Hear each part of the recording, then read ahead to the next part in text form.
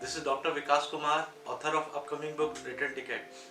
Friends, आज मैं आपको एक बहुत ही नोबल कॉन्सेप्ट बताता हूँ। एक थोड़ा सा नया कॉन्सेप्ट है जिसका नाम है जर्नलिंग।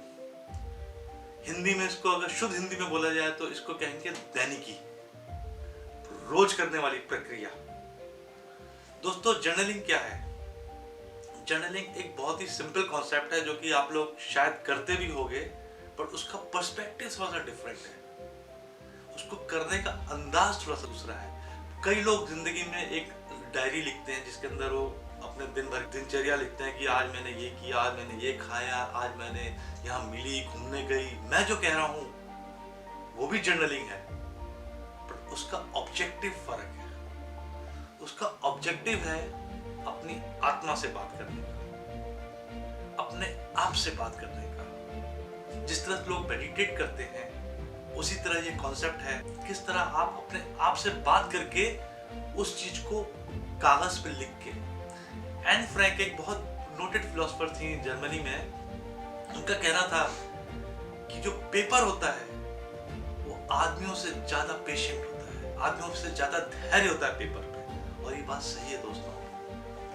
आप किसी से गुस्सा हो तो अगर आप उसको कुछ बोल दोगे तो शायद बात बिगड़ सकती है, बट अगर वही थॉट्स, वही गुस्सा अगर आप पेपर पे लिख दोगे तो शायद वो गुस्सा आपकी आत्मा से, आपके दिमाग से बाहर निकल जाएगा और आप बहुत ही राहत महसूस करोगे। जर्नलिंग एक बहुत ही अच्छा कॉन्सेप्ट है जिसको एंशिएंट रोम में, एंशिएंट ग्रीस के अंदर ज्यादातर लोग अपनाते थे। उनकी जिंदगी का, दिनचर्या का एक बहुत ही महत्वपूर्ण अंग होता था। और मेरे को सबसे ज्यादा प्रभावित हूं मैं मार्कस ऑरेलियस से। मार्कस ऑरेलियस रोम के सबसे पावरफुल आदमी थे। वो वहां के किंग थे, राजा थे। वो कुछ भी कर सकते थे, उनको कोई रोक टोक नहीं थी, मगर वो अपने आप में धैर्य रखते थे।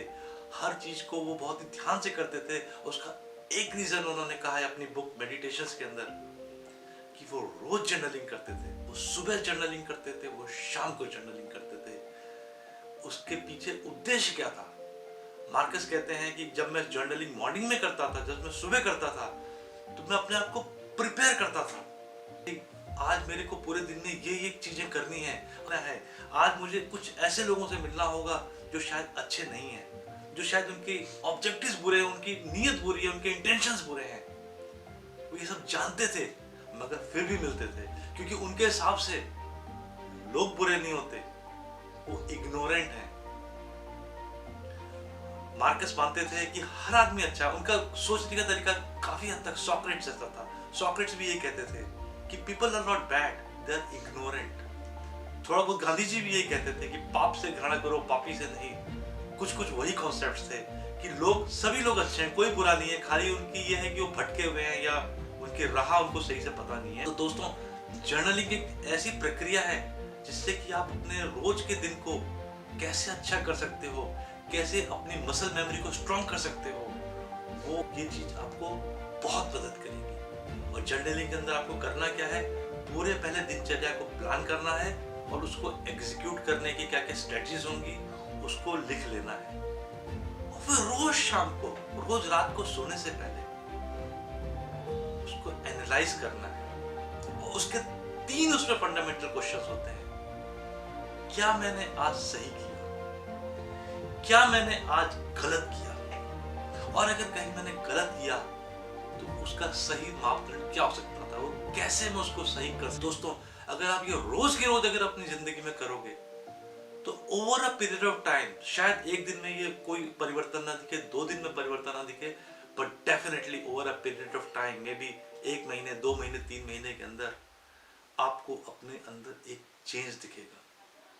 आप पाओगे कि ये एक्टिविटी करने से आपको बहुत ज्यादा बेनिफिट्स मिल रहे हैं। सबसे बड़ा फायदा ये है, जो चीज आप जाने अनजाने कर रहे हो, एटलीस्ट उसके बारे में आपको अवेयरनेस आ जाएगी। अगर आप अपने पुराने पन्नों को देखोगे तो आप महसूस करोगे कि आपने उस दिन क्या गलती करी थी, उसको कैसे सीखा। अब वो गलती आप शायद फ्यूचर में रिपीट नहीं करोगे।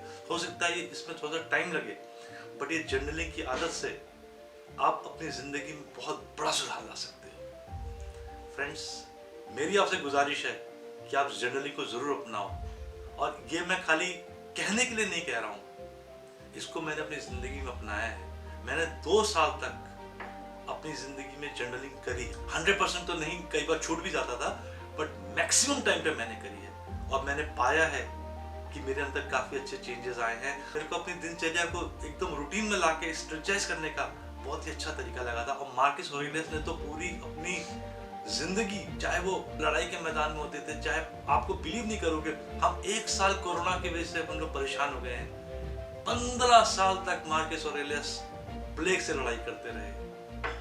पूरा रोम के अंदर प्लेग फैल गया था और सारी मुसीबतों के हिसाब से, सारी परेशानियों पे भी वो डेली जर्नलिंग करते थे।